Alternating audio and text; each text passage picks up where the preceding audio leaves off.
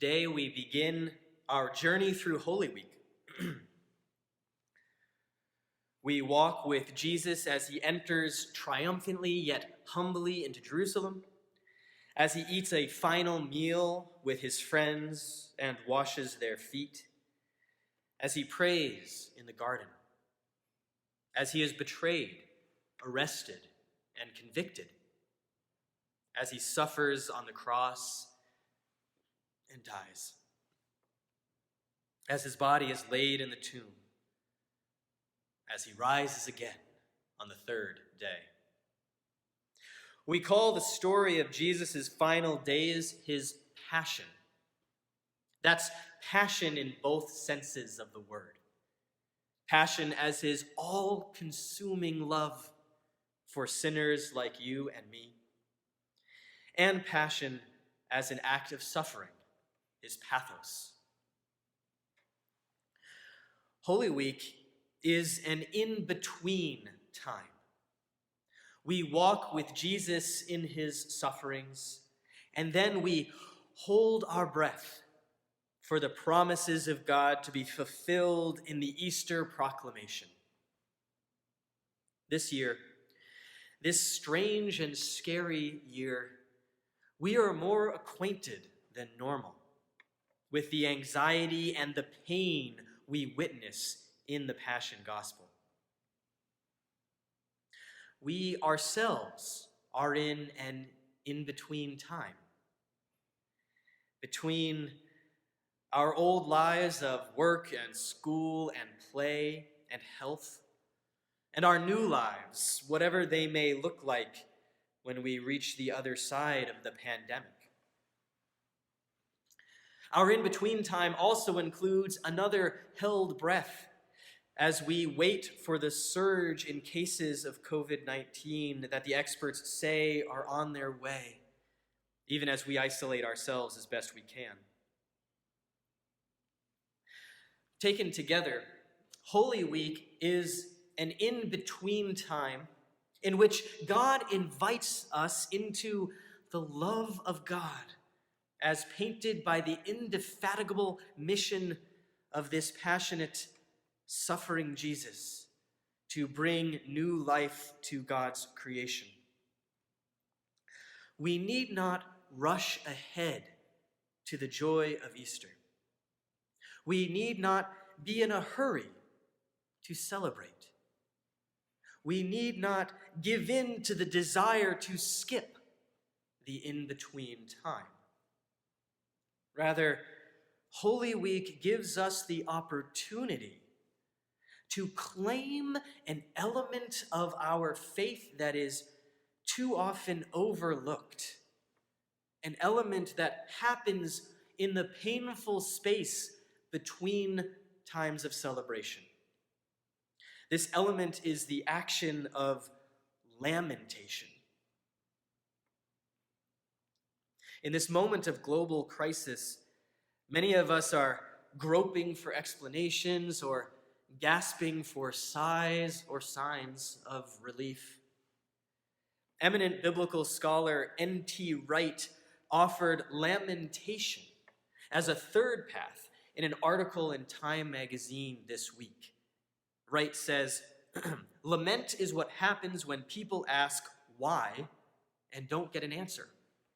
It's where we get to when we move beyond our self-centered worry about our sins and failings and look more broadly at the suffering of the world." He goes on to recount the places of lament in the Bible, especially its starring role in the book of Psalms.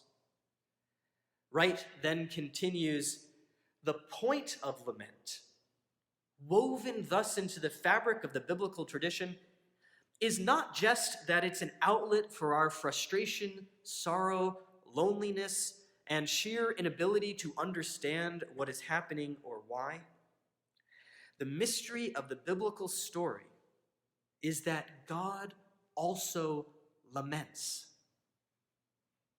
Some Christians like to think of God as above all that, knowing everything, in charge of everything, calm and unaffected by the troubles in his world. And that's not the picture we get in the Bible. Lamentation is not an aberration in the life of faith. The act of lamentation is central to the life of faith, just as central as the act of celebration. When we deny ourselves the opportunity to lament of personal loss, societal injustice, or even global pandemic, we also deny ourselves the depths of connection that we can have with one another and with God. Years ago, when I was a hospital chaplain intern, I was sitting in the chaplain's office waiting for a call to come sit with a mother as her 10-year-old son lay dying, the victim of a horrible brutality. As I waited, I began writing a song. Are the other 99 lost when we're searching for the stray? It seems like when the wolf comes round, all the shepherds run away. I remember vividly what happened next. I knew what my heart was screaming at me to write as the next line of the lyric, but for an agonizing moment, my hand trembled above the paper, unwilling to write the thought down. Then I gritted my teeth and I did it. All the shepherds run away, even the good one. I stared at the words I had written, scared and ashamed that I had given voice to the thought of God's abandonment. What I didn't realize at the time was that I was writing a song of lament. And how could I not, given the situation with the dying boy? Not writing down the lyric would have been ignoring the lamentation that was gripping me at that moment. Not writing down the lyric would have been me telling myself it's better to censor my prayer than to speak the truth that's in my heart, no matter how painful. And then I remembered that Jesus had voiced the same thought from the cross in the words of Psalm 22. My God, why have you forsaken me? Jesus lamented, and so can we.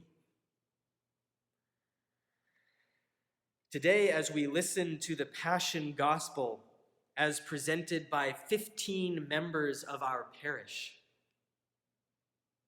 I invite you to join in lamentation. Enter into the depths of love that Jesus has for us. Let his lament from the cross be your lament this day. And as we wait together in this in-between time, resist the urge to move too quickly to celebration. Stay here. Breathe in the pain and the suffering of this world.